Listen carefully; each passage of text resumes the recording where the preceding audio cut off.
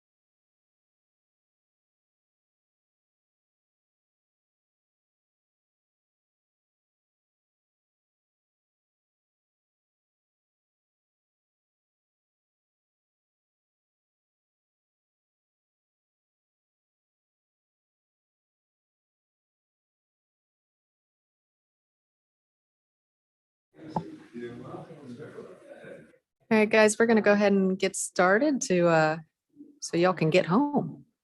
All right. Give everybody a second to sit down.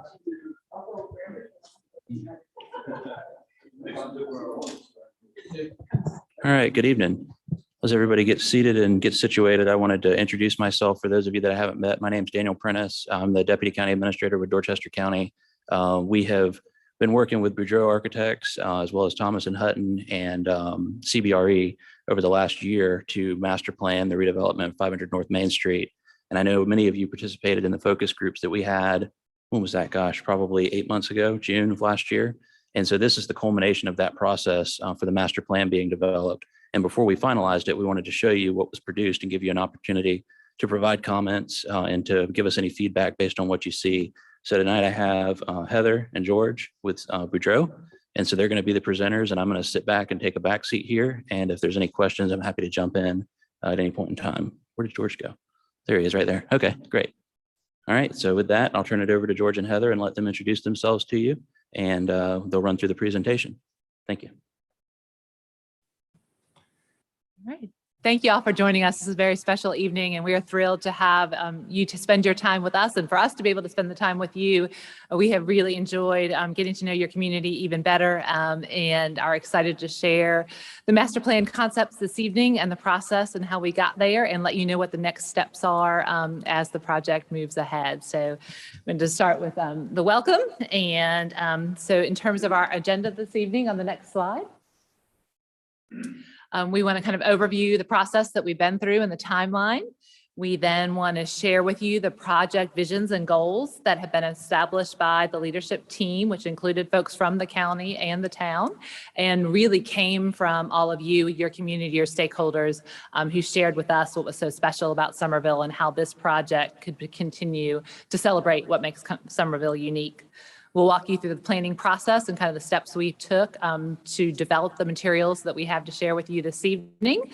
And then we have developed a series of illustrative design principles and guidelines because, as you will hear us, it will be ultimately the developer who is selected and by the county to undertake this project who will come back to you to actually seek official approval with a fully developed design. So everything that we're showing you tonight is you can really think of as a framework or guidelines to guide the developer in what is important to your community and what they should follow to have a successful project, but it is not prescriptive. We have not designed it. We're not showing you anything that's finished or polished or that even looks like architecture yet. It's very much abstract boxes and scale and where things should be on the site and what principles. So there's a lot of things that we have put in words to guide the developer and the development team. And then finally, we'll show you some representations of those master plan and how those words start to take shape on the site. And George is going to walk through those. And then we'll walk you through the development request for proposal process and what that means and what that will look like going ahead. So if we go with the next slide, it's kind of an overview of that process. So we started listening. That was the very first and the most important part of this process. Many of you, as Daniel mentioned, participated in those work sessions. And though that input then led into the conceptual master plan that we'll share with you, which has become then the framework. We have a draft of the developer RFP, which means request for proposal. And that will go out to a broad swath of interested developers, probably nationwide and even potentially beyond, who then will respond to that development RFP, and the county will negotiate based on a set of criteria, which with the developer who's best suited to ultimately purchase the property and develop it in keeping with the guidelines that have been put forth and that we're going to share with you this evening. And so that selection process will be happening over the next several months as we move forward from tonight, and with your feedback, finalize that development RFP and release it. So we wanted to make sure you all have seen it as the important decision makers and stakeholders in the town before it goes public to the developers. So if we look at the next slide in the project vision and goals, these are really the summary of the stakeholder input and really try to celebrate what's unique and special about Summerville. And first and foremost, this block at 500 North Main is a gateway. It's a threshold. It's a welcome to your historic downtown. And that is very important in what gets developed and the character of what ultimately is on this site. Secondly, it should certainly, when we're determining the highest and best use, there's a series of criteria up there on the screen for you, celebrating the historic character that is so unique in Somerville. Certainly, this is a tax-based project. It needs to be financially successful. It needs to generate revenue for the town and the county. Certainly, we want it to be an economic development tool that develops and creates jobs and creates opportunity as a place for culture, events, places to shop, dine, work in the community. And finally, as I mentioned, we want it to be a financially feasible project. And we'll talk about how we developed the size and square footage of what is on the site to be consistent with what the market will bear and support here in Somerville. So the next slide, there's an overview of the planning process, which again, we mentioned a couple times already this evening and involved many of you. We had multiple focus groups where we invited various stakeholders. We met at the Dorchester County office. We did some of them virtually at that time to make sure everybody felt comfortable participating. And we had over 25 stakeholders who participated and provided feedback. We asked a series of questions. We took lots of notes. Do you recognize some people in the image? So on the next slide is a summary of the feedback that we received from the focus groups, much of which found its way into those goals that I just mentioned to you. And I should say this meeting is informal and for you all, so please feel free at any point to stop us and interrupt us and ask questions or comment as we go. So the summary, as you see there, a number of bullet points. We certainly heard how important certain elements of the site were, but we also did hear some flexibility in the community that nothing was completely sacred on the site, that the design should be right and should enhance the vibrancy of the town. As we mentioned, gateway, that this is a very important threshold. As we think about aspects of Somerville that should find its way into the site, certainly trees, landscape, and John Winter here with Thomas and Hutton has been an important part of our design team. He is a landscape architect, and as we're thinking about tree preservation, tree replacement, stormwater management, et cetera, all those things have been part and parcel with our design process. Pedestrian links, this should be walkable. You should be able to go from here to Hutchinson Square, back and forth, feel very safe, comfortable, and create that connectivity. So a lot of the things that happen on the site can be happening in concert with other streetscape and development plans that are happening in the community. And certainly we want to make sure that what happens in terms of the program, the types of spaces are active, 24-hour type of space, vibrant, certainly revenue generating and sustaining, again, creating to the economic vibrancy as well as the cultural vibrancy of downtown. We also heard how much you all value the county on the site, and the county will continue to occupy office space on the site. We know that's an important aspect, at least in the short term. So as we move ahead, from there in the planning process, once we kind of digested all of the stakeholder input, CBRE, who is our real estate and development consultant on our team working hand in hand with us, went to work on a market study. And so you see kind of the different types of spaces that will be on the site on the screen. We were looking at retail, hotel, looking at office space, and also multifamily, so residential space, apartment units on the site as well. But the question was how much, how big can the site support, and how much is appropriate on this site in terms of the scale, but also that will attract the right type of developer and generate the type of revenue. So with their study, they were looking at what's called a gap analysis and looking all in the local Somerville area as well as the greater county and nearby counties, and to see how much residential, look at population growth, look at demographics and trends to develop what we then call the program, which is on the next slide. And so the program, if you think of that, this is kind of the recipe for what types of elements would we plan for on the site. And so on the one column there, you see the types of spaces, again, that residential component in the multifamily. So we're looking at about 150 to 180 units.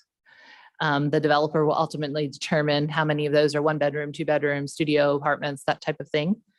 And with each program, then we're also thinking about parking. We know from your zoning ordinance that there are not parking spaces required in this on the site. But obviously to make it functional and to support the traffic patterns, we know that there will need to be some parking.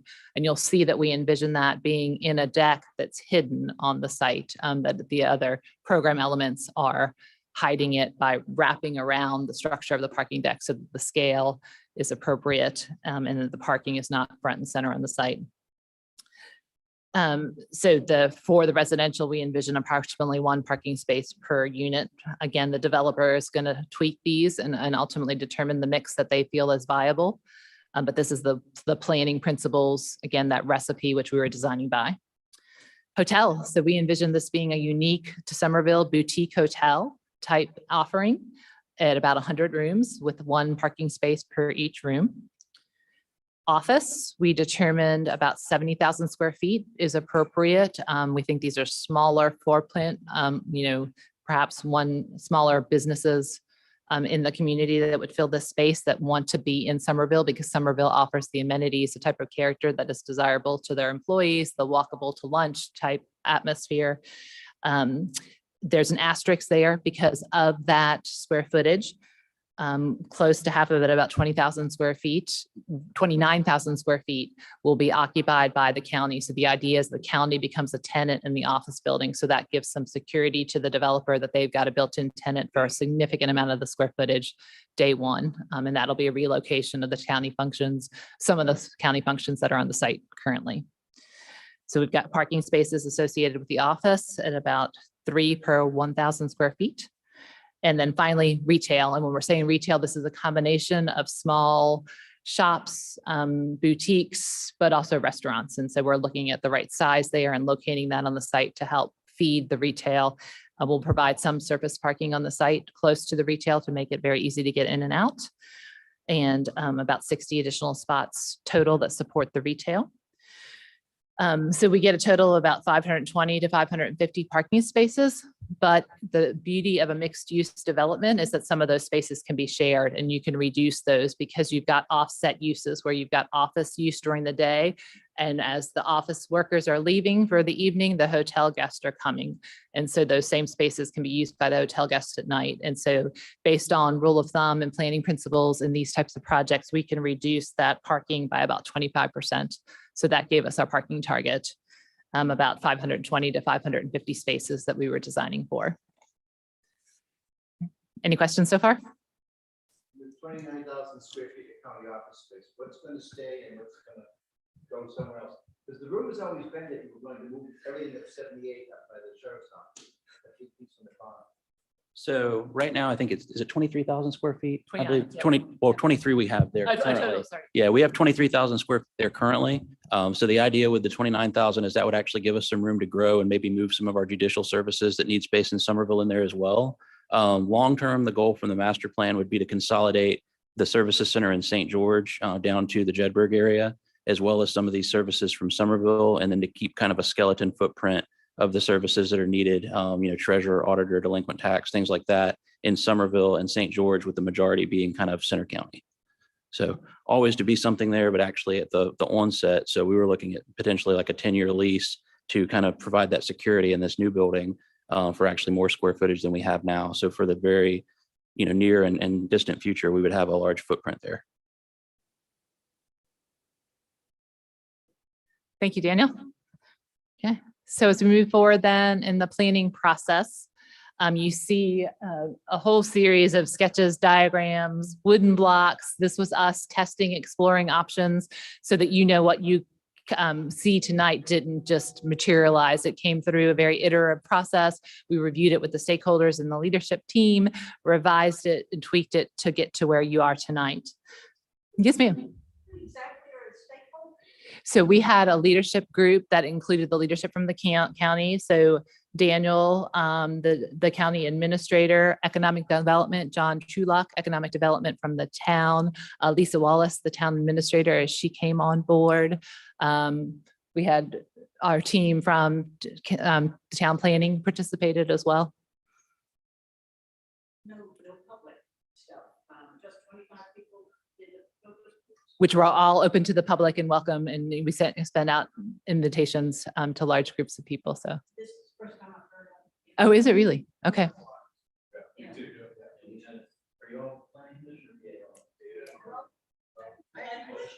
I've never heard of this before today. I sent out invitations to both groups back in June. Yeah, I yeah. said Jim remembers. Yeah, I sent them out to both of y'all. We had Somerville Dream, Mhm. Commerce, there are a couple of other local nonprofits as well, just to include different stakeholders and stuff. Yeah, and we did it virtually as well so that we can make sure that anybody who wasn't uncomfortable in person could participate. But we're glad you're here tonight so that we can get any input, and that's what this is all about, to make sure that you all are comfortable with what's going ahead. Okay, so some of the illustrative design principles, this is a lot of text. And so this is really a narrative that will go into the request for proposal to the developers. And so I'll just hit some of the highlights for you. And I believe that you all have a copy of this presentation to review as well. So again, these are to give a developer who's interested in the project guidelines and directions, but not to overly prescribe exactly what they have to do, because it's going to be up to the development team, the architects that they bring on board, and the design team, landscape architects, et cetera, to ultimately work within these boundaries and to propose the design that moves ahead. So again, much of this came out of what we heard from the community and the goals that you've heard. So this is, again, to be very much in the spirit of the project, in keeping with the BAR guidelines and with your planning commission guidelines, and that it is speaks to your historic charm and the character that makes Somerville unique and special. On the next slide, we kind of continue with that theme, and that this should enhance the historic downtown Somerville. But it's certainly a unique project, and it really wants to foster that uniqueness. That this is a project that's both about the architecture and the landscape, and that they should come together to celebrate what's unique in downtown Somerville. And we realize that this is a very significant development opportunity. This is a very important site, the history of the hospital there, and that should be celebrated as well. And you'll see that on the next slide. We think that the gateway corner, that the corner of the site as you come into town should be a landscaped and not built on, so that it has kind of a gateway park feel at the main corner of 78 and North Main. We want to maximize the tree canopy on the site. We certainly recognize that there are some older trees on the site that may need replaced and replanted, and we're very sensitive to how important the trees are in Somerville. The hospital is very, very significant, important, and we want to make sure that the portico, kind of the identity of the hospital, is preserved and becomes a feature on the site. And how that is done, again, is going to be up to the developer and where exactly it is, and whether it's relocated on the site or is consistent and stays in place. And we did hear that flexibility from the community. But again, that's a very important element. Any wings of the hospital that may come down, we think reusing the brick will be very important to celebrate the character on the site as well. Public art is something also that we feel like should be incorporated onto the site and in the design, is very important to the character of Somerville. As we look at the next slide, we start to talk some more about where some of the pieces and parts are on the site. The hotel piece we see best located at the corner of Main and 4th. Again, as I mentioned earlier, that the parking deck will be wrapped with functional space, and we'll show you what that means and looks like, again, so that it's hidden and tucked away on the site.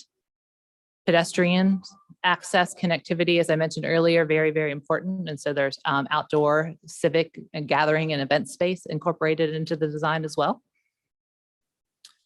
The next slide speaks to traditional design principles, and again, the principles that are found in your local design guidelines, showing the developer examples of the character of the buildings in your community that they are to emulate in terms of the quality of the materials being timeless and appropriate, this red Somerville brick,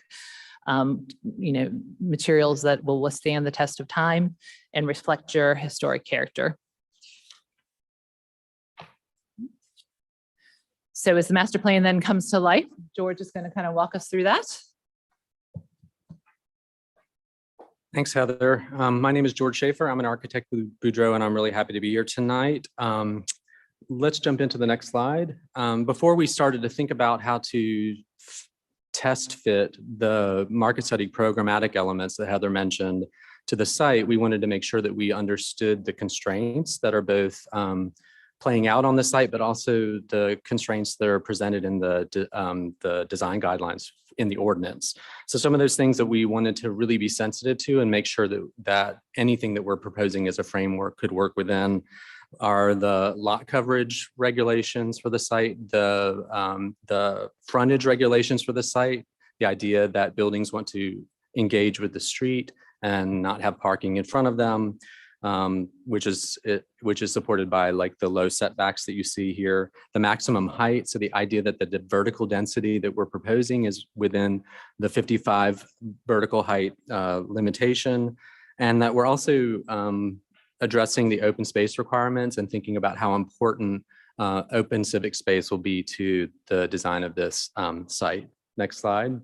So hopefully that you can see in the illustrative master plan that you're seeing here, some of those really important components made visible. I want to quickly just walk you through just the programmatic elements so that you understand what the colors mean as you're trying to map them onto the market study program that you had seen earlier in the presentation. Oh, okay.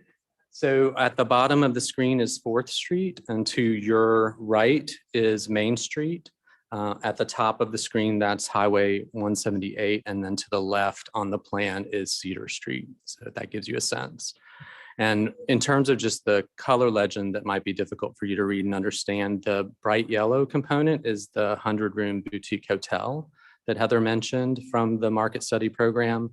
That one of the guidelines that sort of came out of our process was that the ideal location for that was the corner of Main Street and 4th Street with a Main Street address for that component. The pink element on the site that's sort of holding the edge of Highway 178 is a office building, the 70,000 square foot office building that would initially house 29,000 square foot of county space. The gray element on the site is the 390 space parking deck that Heather mentioned that is critical to sort of like the functioning of the site. And it is wrapped by the purple, which is the 150 unit residential component. The teal color or the blue color is about 19,000 square foot of retail restaurant space on the site. And some of the features of how things are laid out on the site are really sort of very much embedded in the design guidelines that Heather mentioned. So the primary feature that drives this whole design is the open space on the corner of Highway 178 and Main Street, which we're envisioning and calling a welcome park. Again, how do we define this site as a gateway to downtown, and it's preserving the existing old growth trees on that corner, thinking of that as sort of like a public space that is also adjacent to a civic plaza that you can see, which is the tan color just to the south of what we're calling the park.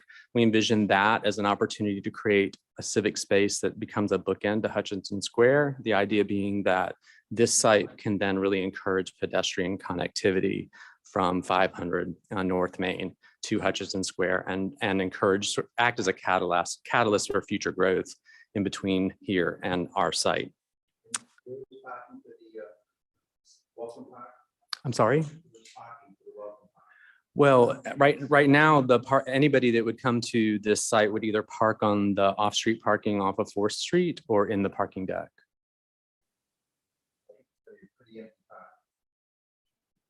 Say you park, you drive right in, you park, you don't walk. People don't walk 200 feet to a park. Mhm. Park close to that. It's the odd for the environment down. There's also, I mean, I understand what you're saying. One of the things I haven't mentioned, just because I haven't gotten to that point, is you see that there's a vehicular access through the site that is coming off of 4th Street, sort of going north through the site and then connecting back to Cedar Street. And we're also providing on-grade parking on that street, as well as sort of a parking court that you can see that's between the hotel and the parking deck wrapped by residential, if that makes sense. So we are providing, I think it's about 40 on-grade parking spaces, plus there's 16 spaces currently on 4th Street. Is this a gated community for the hotel park? Will it be gated? No, sir. Okay, let me just move on to a couple other components. So you'll see that the Civic Plaza that we're envisioning as being a really active space activated by the retail, by the hotel, certainly by the office component. One of the features that we're providing for in this plan is a residential amenity building that features a replica of the existing historic hospital portico. So that civic space is very much designed by creating an axis that you can see defined by those trees that really features that important historic component on the site. The retail is clustered primarily along Main Street and 4th Street, so it really activates that edge. And also because parking is most adjacent to that and easeful for entrance into those particular components. Like I said, the residential wraps the parking deck so that 390 space parking deck is entirely wrapped and not visible from the street by that component. And again, sort of all of this is very much pedestrian oriented. So this scheme also features a proposed revision to the improvements along Highway 178 that currently features a sidewalk adjacent to the curb. And this master plan is proposing that we pull that sidewalk closer to the buildings to create a more safe and secure pedestrian experience. And all the way around the site, we envision sort of the edges of the site really being pedestrian friendly zones. Okay, next slide. So this really sort of maps the first slide, which was about constraints, onto the proposal that we just that I just talked about. So you can see the proposal here sort of in 3 dimensions, with the idea that the open space that we're proposing, the welcome park and the civic space, exceeds the 5% open space requirement in the development guidelines. The idea that the buildings sort of wrap and engage with the edge in alignment with sort of like the frontage requirements and also the minimum setback requirements. And that you can see in terms of the vertical massing that everything that we're proposing is within that 55 maximum vertical height. Next slide. This one is showing, again, the 3-dimensionality of the scheme that we're proposing. This is sort of like an aerial view looking at the corner of Highway 178 and Main Street, looking through the Welcome Park and that civic plaza that we're proposing. And you can kind of see the 3-dimensional representation of the replica component that is aimed to really celebrate the existing historical hospital component. Yes, sir. We did. So the plan aligns with all of the improvements. Yes, sir. So this just shows that view. You can see again the 5-story hotel on the corner of Main Street and 4th Street. You see into sort of like the central vehicular access that has on-street parking in the site, the office building that in the pink that fronts Highway 178. And again, that parking structure that sort of is wrapped by the 5-story residential component with retail on the ground level. Yes, ma'am. Designated workforce housing. I think we're certainly would be open to that. We would expect that the development proposals might include that, but we didn't specify specifically the type of housing or the sort of unit mix in this master plan. What happens to the military? The Veterans Memorial. That's a good question. So we talked a lot about that. And one of the things that the county, has an opportunity to consider now that we didn't have before is all of our parks. When we were going through this, we were actually considering possibly working with the State Veterans Office and having a veterans cemetery somewhere in the county. Unfortunately, that didn't go through, but at the time we were talking about maybe relocating the memorial to that site. So the thought at this point in time would be to find a place either at that welcome park that would be incorporated into the site to relocate the monument, or to go to another county-owned property within the town of Somerville and to reincorporate everything that's there now. So that's something that we put in place many years ago after it became a county services center, and want to take that in its current form and completely reinstall it somewhere. Your current plan shows how much open space? 5%? It exceeds 5%, the minimum. I think it's closer to about 10%. If you go back a couple slides. 2% was 5,000 square feet, right? you can see the amount of open space here, and we could easily calculate that. But if you go back to the first slide that showed the constraints, that green square is 5%. So you can see that. That's the zoning. Yes. Yeah. What's the existing? I'm not certain. Are you considering, so less the parking amenities that are there? So if you take the parking amenities that are there now out, really the open space would be the same corner that would be proposed to be open space. The corner, what's that? Everything that's in white. Everything that's in white, That's right. exactly. You really got that, the current corner, the corner of Fourth, and then the area behind kind of council chambers that is envisioned for possibly a future, expansion of that space. So I mean, if that's 5,000 square feet in that green block, it kind of gives you a representative example of where you could go in the goal to get rid of all that surface parking.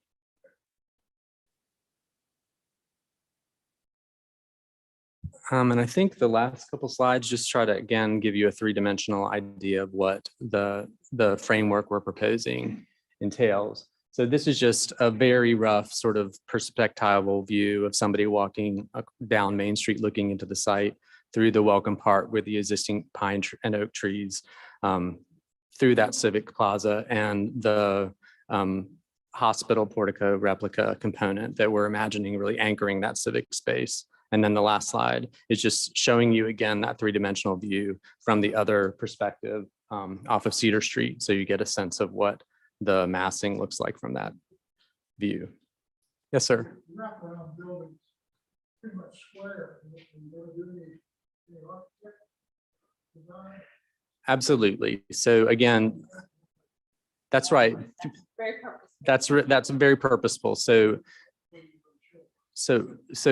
for the framework that we're proposing, we just wanted to show the three-dimensionality of it. The idea is that the design principles that are going to be visible in the RFP that goes out to development teams really prescribes things like architectural detailing, roof lines, cornices, a base, the types of fenestration. So the proposals that come back will be more illustrative of the type of architectural character that you are asking about, if that makes sense. To this point, we hired Boudreaux to go through the master planning effort, but the teams that come together to respond to the RFP would bring their own architects to the table, and they would take this as their baseline and would put something together to show, and everyone I'm sure would be different, and so we are able to bring it back and show, what may be the best. We didn't want to constrain the development teams to something that they couldn't fit within, a mold. We wanted to get as many proposals as possible with as many out of the box ideas instead of saying you have to do this, and limiting them to one specific set of design standards. Okay, a question, I guess, from Tim Kennedy, I'm the BAR member, Uh-huh. and I have been working with preservation society. Great. And I believe I attended the virtual meeting. I think I was the only person who attended. Were you on that? I was on that. Were you on that? George and Irene, my counterpart, Irene Dumas Tyson was part of that. Yeah. And in that meeting, I referenced the fact that, the hospital, although it is a historic structure. And at some place, at some point in history of Somerville, the town of Somerville reached out and took the BAR's guidelines and placed it over that piece of property. Right. And it does not fall under the Board of Architectural Review, ARB, right? And so it falls under us, which, as a preservation society, their interest is preserving the hospital. I think I mentioned in that meeting that you guys should include them in one of your visits, make sure to reach out to that group. And I'm asking, did y'all reach out to that group to see their input? I'm trying to think. I remember that comment, Tim. And I don't think that we were fully engaged at this point because we weren't taking the design far enough. So I think that's something very important that should still happen as we move forward. So I appreciate the comment. I think that's something we in the RFP as well, that they're, included in the conversations, surrounding what they submit would be important. And I'm assuming, and help me if I'm mistaken here, because I don't know that's well. I think a demolition permit has to come to the BAR for approval, right? And so are y'all planning to come to seek that permission before you issue an RFP? Because as a developer, I'm not sure how, if I put on my developer hat, I don't know how as a developer I could submit on a piece of property when I don't know that I can tear down the historic building. I'm gonna say no, just because we don't know that the developers going to want to do, some form of selective demolition. Again, being at the master plan level, there could be a concept where they say, hey, we want to knock off the 1994 addition to the building, but kind of honor the winged, sides of the, the main structure and incorporate that into their design. So I don't know that you'd want to go, we're not going to seek any formal approvals as the county. We want to allow the developer to come to the table with a plan that they can then submit and get approval for their level. And so I guess they'll be at risk, knowing that they may not get permission. They're required to go through the full approval process, absolutely. And if I can add some color to that, and I don't know how much you were involved maybe with the Charleston Preservation Group or anything like that. Thinking back to the old city library, the old county library on Calhoun Street, I had some family that was involved in that. And this kind of comes to mind, that was, the library moved out, and the idea was that that building was primed for being developed into something else. And there was this loud group that said, we don't want it to be demolished, we don't want it to be demolished. And it became kind of blight for so many years on Calhoun Street in Charleston. And then all of a sudden, and maybe you disagree with what actually happened down there, but when Ben Hospitality came through and built what is now Hotel Bennett and took the marble from the base and honored all of the different features of that building and incorporated it into their design, that's what we really want to happen here. And that's a building that I think Bennett was quoted as saying he spent a lot of money to make that look like Charleston. And so we want somebody to come in and not just do anything cheap, but we wanted to spend a lot of money to make it look like something in that same sense. And just to ask you a question on that, that library site was Roughly the same age, I believe. what's the age of the hospital? This was late 30s, early 40s.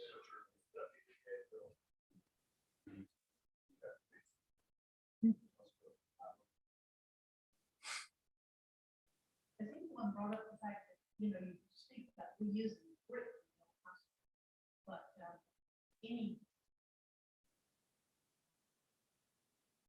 information that I've ever had on reusing brick is not a good idea. The old bricks structurally, the integrity is not there, so I couldn't figure out how you could probably I sound, I think it's a marketing thing to sound good and make you think that something is being saved from the actual is not a very good idea. It's too costly to take all the water off, and the brick is not structurally as far as I mean, I've done that in personal cases, turned to the side of a house that was ripped off from the facade into a fence post. So I mean, you could reuse it that way in a non-structural sense, as part of signage or fencing, but you could also use it to do the portico as well. If you wanted to, add to the portico or things like that, it's definitely expensive. I mean, we wouldn't sit there and think that any developer would come in and want to build, the hotel out of every single brick of the hospital building, but we would definitely want, if you had a veneer that went up a certain number of feet and it was requiring brick, we would want them to try to incorporate something like that in lieu of just bringing something off-site that didn't match. And yeah, it's expensive. But that's kind of the intent to make not it. very cost effective. Absolutely. Did I hear correctly? Tim, is that property is under town VAR? Yes. So would it be helpful for them to give the VAR packet to the developers so they'll have an idea of what is? I would think that developers should do it. I think we reference out to the Mhm. VAR's ordinance and everything. I apologize. I've had allergies. My voice seems to be going in and out. We're tying into that in the development proposal for them to tie back to the town's ordinances that's required. And we do cite from the planning standpoint that DMX zoning doesn't have to be changed, but the VAR approval would be required. I'm David Price. I'm on. I know perspective what them propose for site where the here would not be particularly cost effective this site. But I think people ought to look at that. It was presented in our, less than 2 weeks ago. The concept got very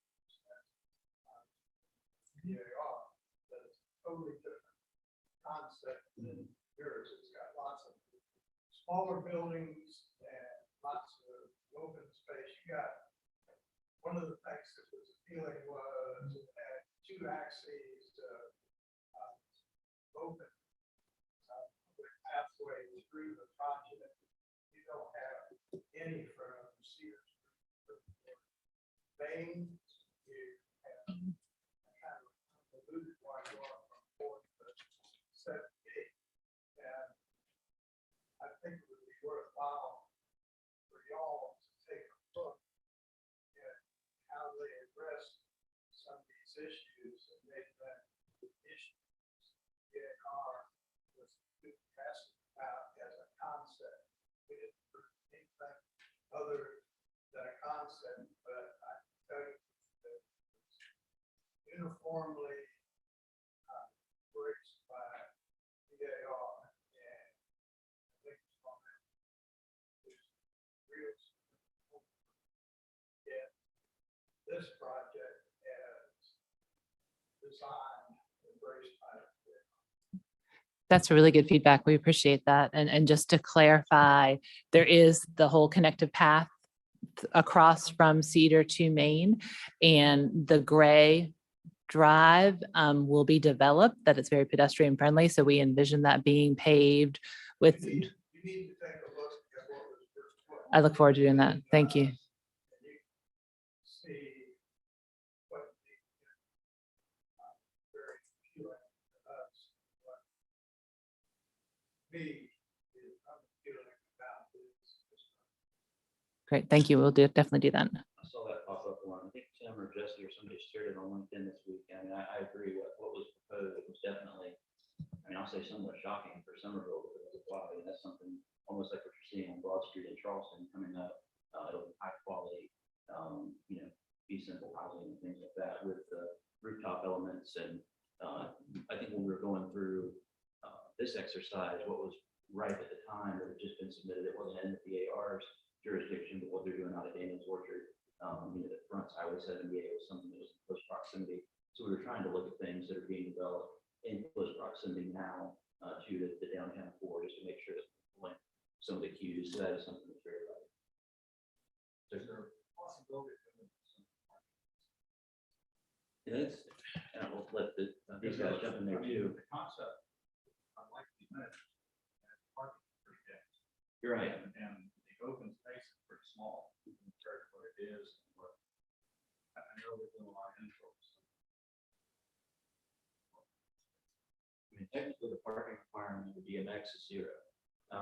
No parking is required. And kind of what we were thinking is we would try to put some type of parking amenity there. Maybe the county could even participate in that, you know, in terms of developing it, or it could be a county operated amenity, just like the town garage is a town operated amenity. But again, it doesn't have to be.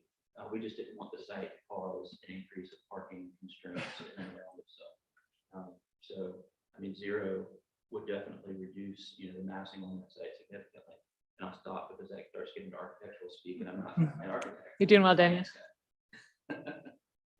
One last question. I had heard that this may be a site where the rapid transit come up.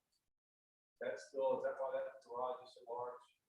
It was not, but it doesn't have anything to do with the garage. It was a site for the terminus of the rapid transit until rapid transit pulled out of Dorchester and stopped at the terminus in Charleston County. Our hope is that one day, or even through this current project, we can get it pulled back into Dorchester County. But the thought was that, you know, like that bus shelter right there, we're past the welcome signage, could have some tie-in to the rapid transit project, even if it was like a bus kneeling pull in or something like that. So in this plan, no parking has been allocated for. Correct. No, sir. Is the residential assumed to be apartments or condos? Apartments, sir. Going with one parking space? Correct. There's no place in town where there's one car in a house. Even there's only one person, it's the car and the truck. You can't walk to something. college, when you lived in a city, and you could walk down the street, hop on the subway, whatever like that. If you're not working on site or within site, within a quarter mile, you need a car. And there's quickly run out of space there. The other thing too is, you currently now have sight lines through the site. And drive around the whole block, you can see all the way through. We've blocked it all out. Beginning to look more like a city now with the height of that, all of that. So you drive down blocks, probably in 10 years, some of them, you won't see through anything anymore. Small city at 55. You talk about the parking, I'll just, add on to that conversation a little bit. You saw that space number at the top, which kind of considered every unit having the allocation that was proposed, and then it was discounted. And the thought there, in any case would be that, you've got one space for every apartment unit, but during the day, people that are in the apartment units would leave and the people would be coming into the offices. So there's some transient nature to that, only for the other side of the argument to keep the size of the parking down. And to not go any higher than what the height restrictions, of course. Now 40% of homeowners in the office once a week. So that whole dynamic is shifting. It's not they all leave at 7 o'clock, and the daytime workers come in. They leave at 5 and people come back at 6. That whole concept that's been around for years at pretty much the concept is. I hope they get a dedicated number space. So they know where they're going. I also say, you get into a situation like that, cars that are allowed are limited almost. You get an apartment, you can't have it. But I don't know that we necessarily have the silver bullet for that. It was just kind of trying to show, what that would look like in that mass. And ultimately, a developer could come in and say, what was built, off of, we don't want to confine it. That's why we didn't want to take it too far. They could say, we like what was done, operating stuff with Richardson, what you're talking about, this one are now. We like that. We want to do something that's, 3-story fee simple, condo units bordering the property, and no concerns. The county's goal is to ensure that instead of us just putting up for sale sign up in front of the property and saying, highest bidder buy it, that we, honor the site and what it's been, if we move on to, another location for our offices. And so that's kind of why we went through this exercise, instead of just handing it off to somebody that wanted to completely assume the risk and do it with the max. So in the RFP, are these prescriptive that they have to develop these elements? Or They do not at all. This is just suggested criteria, and they can propose anything. Absolutely. Which is why we kept it so abstract and generic at this point. This is based on the market study. So this is what CBRE's research said would be the most financially viable on the site, and then try to tie that into the design, principle, and kind of honoring Somerville. But again, somebody could come in and say, hey, the market's changed a little bit, we want to do this, or maybe they don't have the same bottom line. Yeah, absolutely. Because when was that done? What year? Was it? Just this year. Yeah. Right in the middle of it, it was done in the fall of 2021. They're all at 55 feet, right? What else in the town?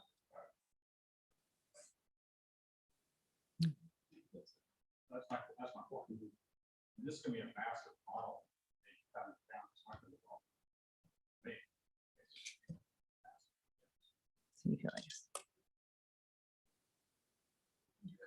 You call it a gateway, but it's really gonna be more like a huge block.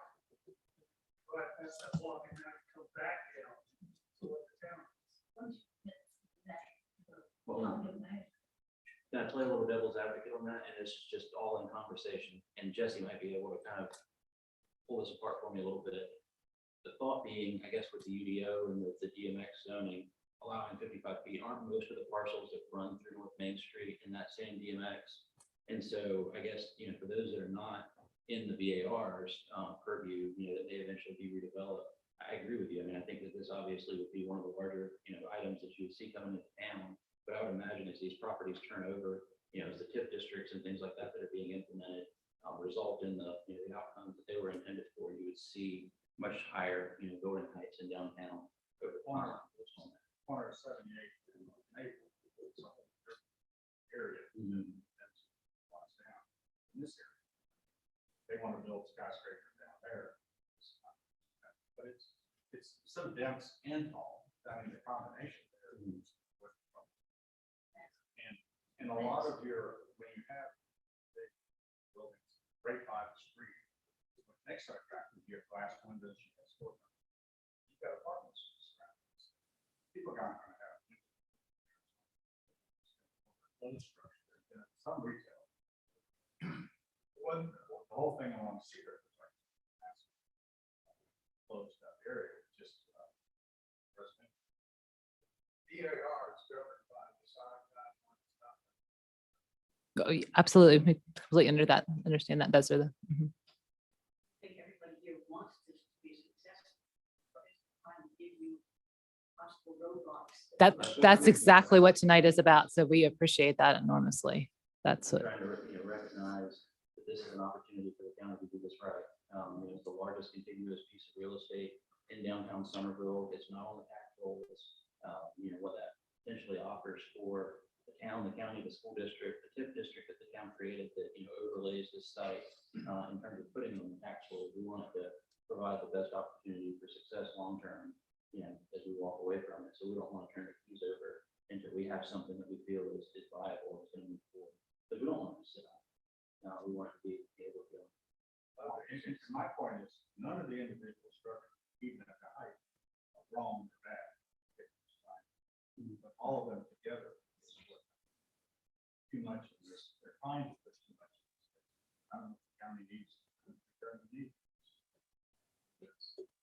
Our only desire and our only need out of this really is just to have 23 to 29,000 square feet of office space on the site, because we don't currently have the financial capacity to build something, to the scale that we need long term. But beyond that, what ultimately happens, we want to be developer driven and market driven, and ultimately, the process is required.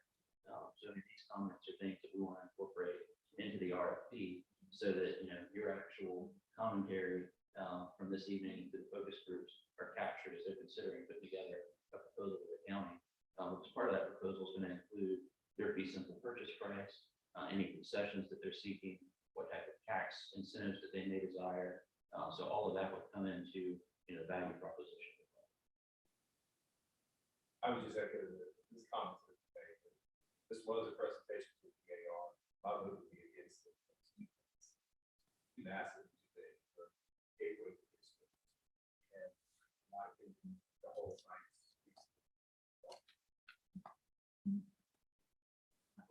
I get some provide county for the library. What is county? Library. That covers.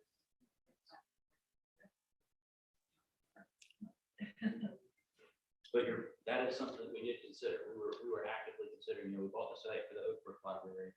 We're got the site from District 2 for the North Charleston Library, and the downtown Somerville Library was the one that was outstanding.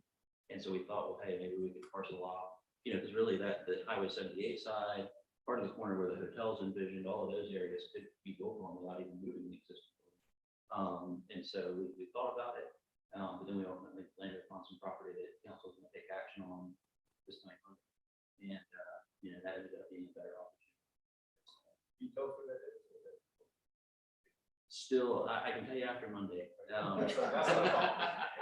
Yeah. Your whole comment about pedestrian traffic is Monday night. You only want to be. take offense at that. I walk there a good bit. Every time I go to the county, I've seen you walking. So, But I've driven by it. I ride the bus and those are their people that get off that work at McDonald's and so there is pedestrian traffic. Not a huge amount, No. but our city is still changing. The town is changing to become more pedestrian.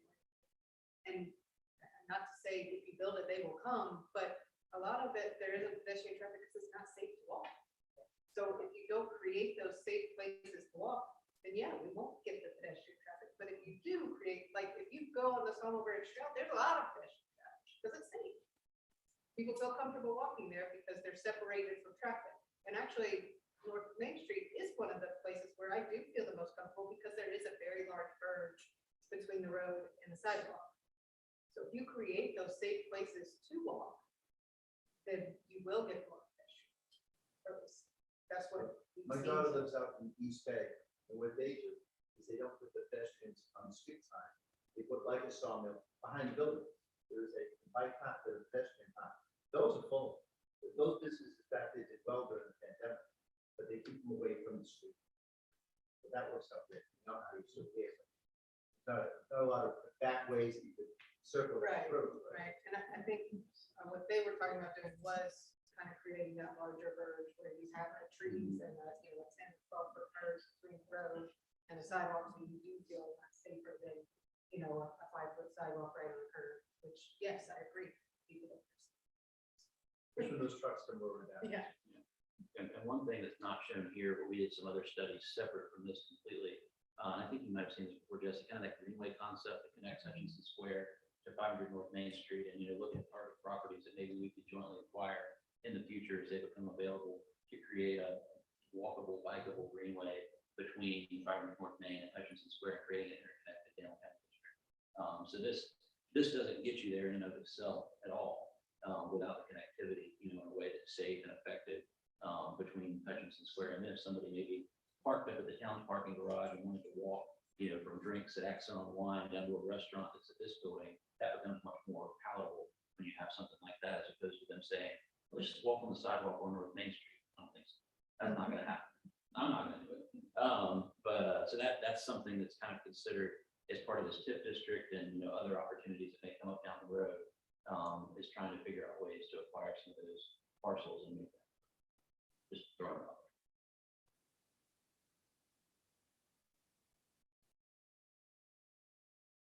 These are good comments. I mean, this is not meant to be anything other than conversational, and this is market-based, and what you ultimately see in these proposals, I hope, is very different than this, because I hope that, you know, the creative license that the individual developers pull together is, you know, based upon their own individual, you know, business entity, or, you know, it might be one person that picks it up, or it might be a master developer that wants to do, you know, parceled out concepts such as a hotel, and do the rest as something else. I mean, we don't know what we're going to see, but we're just trying to put something.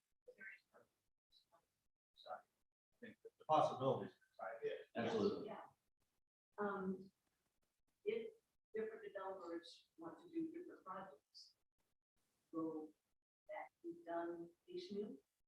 Or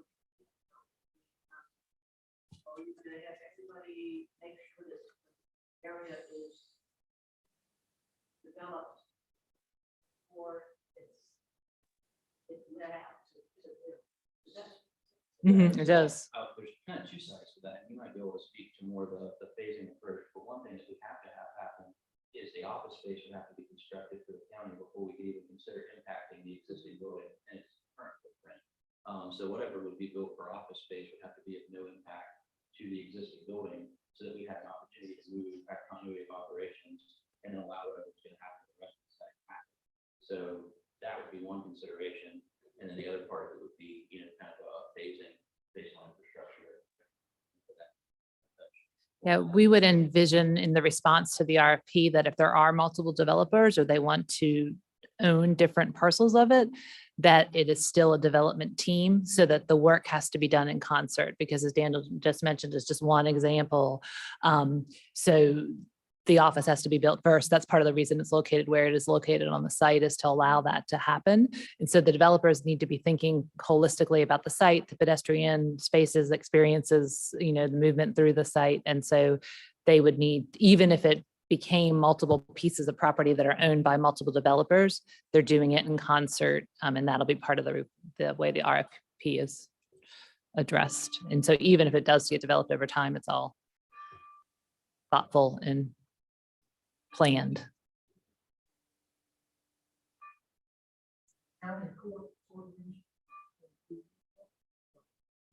So. The county court. You talking about council chambers? Yes. Okay, so the thought would be that we would put a council chambers in the office building that we would move into on the site. And then eventually we would also have kind of a master council chambers in our larger facility further up Highway 78. I'll mention to you as well, I don't know, can you go to the online? Can you go to the internet on this thing at all? I'll show you, we are have our master plan, the county council. What's that? Is the area most of the judge are in the works. It has been approved by council, yes. So it's online. I was gonna show it to you just so you know where it is. We did a master plan back in 2019. So if you go to the county's website,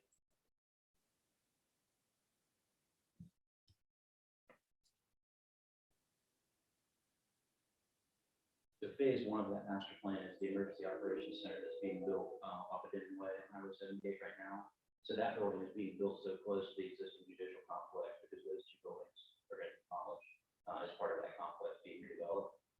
The EOC building at the back is intended to be kind of that site. But if you go to our county, over that, and go down to facilities master plan, it's on the second column about halfway through. This is right on the homepage of the county website, our county facilities master plan. It pulls up this PDF. It was approved by council in 2019. And if you go like the very last couple of pages, I'll skip through all of the 150 plus pages that preceded. Go up just a little bit. That's the cost analysis.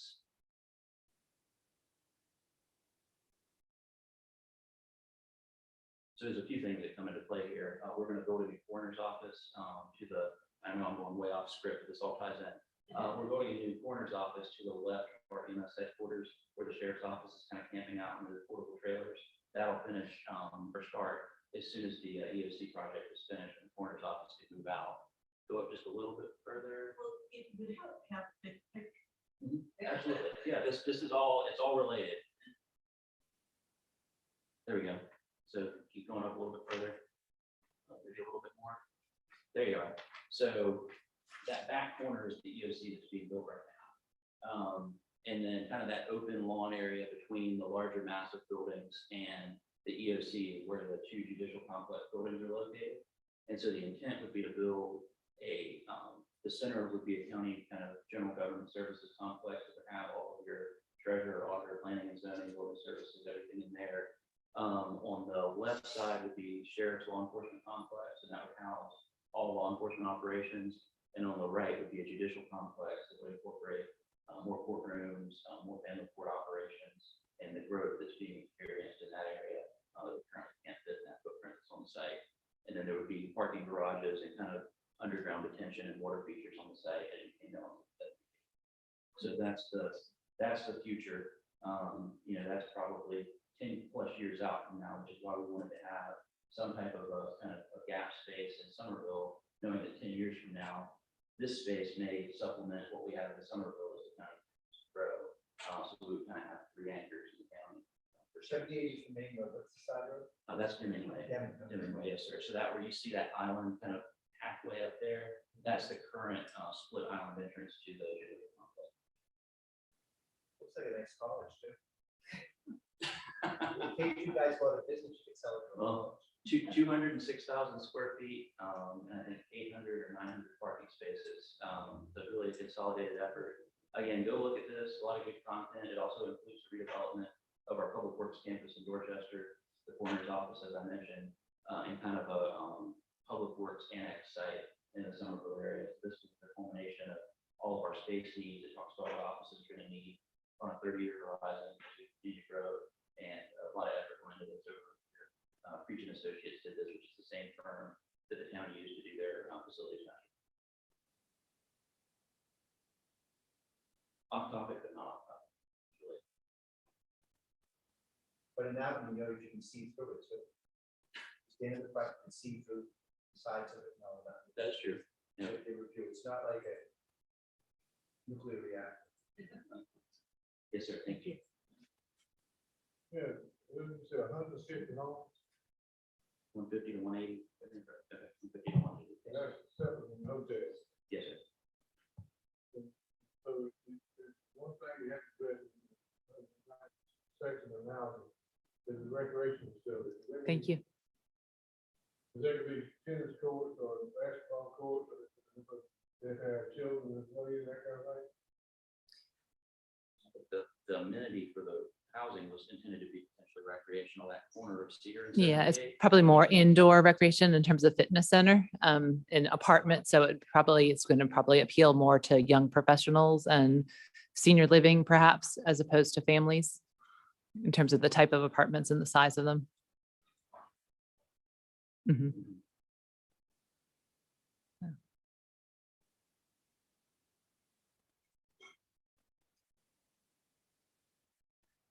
you know, Jesse can pass through, I think the email that came out with the agenda has my contact information on it. So if there's anything anyone wants to provide after this meeting, feel free to send us an email or call us.